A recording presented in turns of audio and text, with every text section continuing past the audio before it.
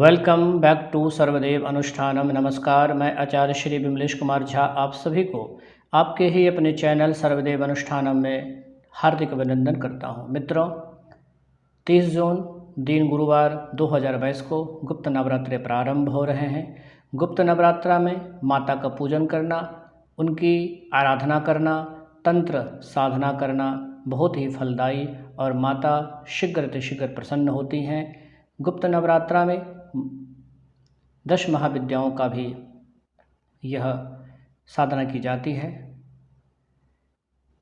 सामान्य तौर पर वर्ष में 4 नवरात्रे होते हैं, 2 गुप्त नवरात्रे, 2 चैत्री नवरात्रा और 1 शारदीय नवरात्रा। गुप्त नवरात्रे में जो भी साधनाएं की जाती है या होती है वो गुप्त रखा जाता है, उसे किसी को बताया नहीं जाता है, उसे प्रकाशित बिल्कुल भी नहीं करना चाहिए। गुप्त नवरात्रा का जो पूजन का शुभ समय है, घट स्थापन का जो शुभ समय है, वो विधि है बहुत ही सरल है। जैसे आप लोग चैत्री नवरात्रा में घट स्थापन और कलश का पूजन, माता का पूजन करते हैं, ठीक उसी प्रकार इस नवरात्र में करेंगे। यह नवरात्रे 30 जून से लेकर 9 जुलाई तक चलेगा और दशमी दिन जो दशमी की तिथि को आप लोग पारण कर लेंगे। जो अष्टमी पूजते हैं वो अष्टमी पूजेंगे, जो नवमी पूजते हैं वो नवमी पूजेंगे।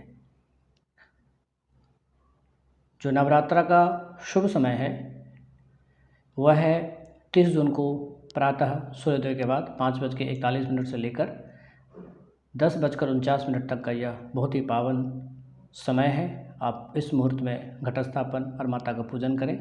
फिर अभिजीत मुहूर्त में भी पूजन कर सकते हैं। आप लोग घट स्थापन करिएगा।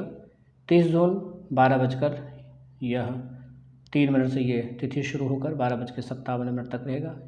इसके मध्य में भी आप ये घट स्थापन और माता का पूजन करें। गुप्त नवरात्रा में शारदीय नवरात्रा और चैत्री नवरात्रा के तरह ही आप लोग पूजन करें और इन 9 दिनों में माँ भगवती के 9 स्वरूपों के साथ साथ 10 महाविद्याओं का भी पूजन करें। इसके साथ ही माता को बताशा और लौंग का भोग अवश्य लगाएं और 16 श्रृंगार भी अवश्य करें। मित्रों, सर्वप्रथम आप लोग एक देवी का सुंदर सा तस्वीर रखिए, फिर एक चौकी का व्यवस्था कीजिए, उसके ऊपर लाल वस्त्र बिछाइए, फिर माता का विग्रह स्थापित करिए और एक मिट्टी का कलश रखिएगा। उस कलश में गंगा जल मिश्रित जल भर दीजिए, आम का पल्लव रखिए, फिर उसमें बताशा डालिए एक, फिर उसमें 3 हल्दी का गांठ डाल दीजिएगा, दुर्वा डालिए, लौंग इलायची डाल दीजिए, कमलगट्टा डाल दीजिए, फिर उसमें कुछ पैसे डाल दीजिए, फिर आम का पल्लव रख के ढक्कन में जो है चावल रख दीजिएगा, पूर्ण पात्र, फिर कलश के ऊपर में आप लोग नारियल रखना है, फिर नारियल को चुन्नी में लपेट दीजिए। कलश में आप लोग को स्वास्तिक आदि मंगल चिन्ह बनाना है, फिर इस प्रकार, और कलश के नीचे जो है बालू रखना है आपको, फिर उसमें खेतरी जमाना है, जौ जमाना है, तो जौ जमाइएगा, फिर कलश को उसके ऊपर बिराज दीजिएगा। फिर एक छोटा सा प्लेट में दिया अगरबत्ती रखना है, फिर एक मंडल का भी निर्माण कर लीजिए, सूर्य आदि नवग्रह देवता मंडल का भी निर्माण करें और गणपति का भी विराजित कर लीजिएगा वहीं पे मंडल के ऊपर। इस प्रकार ये मंडल तैयार हो जाएगा। अखंड जोत का भी निर्माण करना है। पूजन की सामग्री रौली, मौली, पान, सुपारी, लौंग, इलायची, 5 प्रकार के फल, मिष्ठान हो गया, फूल हो गया, माला हो गया, अक्षत हो गए और माता का श्रृंगार हो गया, चुन्नी हो गया माता के, मौली हो गया, गंगा जल, पुष्प, बेलपत्र, दुर्वा इत्यादि सारे पूजन के निमित्त सामग्री को आप लोग एकत्रित करें। इत्र का भी उनको लेपन करना है। ये सब करने के बाद पूजन आप लोग पूर्व की तरफ फेस करिए, फिर पूजन प्रारंभ करिए। दीपक को प्रज्वलित कीजिए, अगरबत्ती को आप लोग प्रज्वलित कीजिए, फिर माता को जल का छिड़का दीजिए, उसमें छिटा देना है, फिर उनको अच्छे से स्पंज करके उनको पोंछ लीजिए। फिर मौली का धागा, चुन्नी है तो चुन्नी अर्पण करिए, उनको टीका लगाइए, अक्षत लगाइए, सारे देवताओं को ऐसे करें। फिर उस प्रकार से आप लोग गणपति का पूजन, कलश का पूजन, नवग्रह का पूजन और माता जी का पूजन।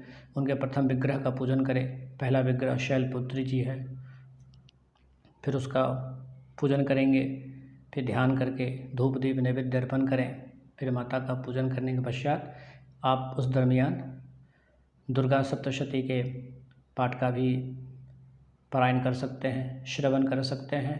माता का कवच किलक आगला स्तोत्रम, सिद्ध कुंजिका स्तोत्रम समय सुविधा के अनुसार आप लोग पाठ करें।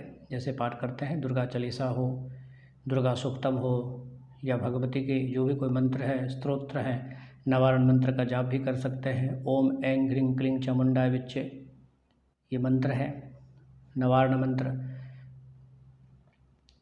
तो ये सब पूजन की विधि है और मंत्र मैंने बताया है जो आपको बहुत ही लाभकारी प्रतीत होगी और बहुत ही आपके लिए फलदायी होगी। तो मित्रों, इस वीडियो से संबंधित सारे लिरिक्स और महत्वपूर्ण बिंदु को डिस्क्रिप्शन बॉक्स में दिया गया है, तो आप लोग वहाँ भी जाकर ज़्यादा से ज़्यादा जानकारी को प्राप्त करिएगा। फिर इस प्रकार पूजन आपका संपन्न हो जाएगा। फिर आपको आरती करिएगा, पुष्पांजलि क्षमा प्रार्थना करके माता को प्रणाम करें और हर त्रुटि के लिए क्षमा मांगे। इस प्रकार पूजन संपन्न हो जाएगा। इस प्रकार आप ही को रोज़ पूजन करना है माता का पूजन 9 दिन में। और जो अष्टमी पूजते हैं उस दिन कन्या पूजन करिएगा, जो नवमी पूजते उस दिन कन्या पूजन करिएगा। फिर माता का पूजन करके आपका ये नवरात्रि पूर्ण हो जाएंगे। जय माता दी।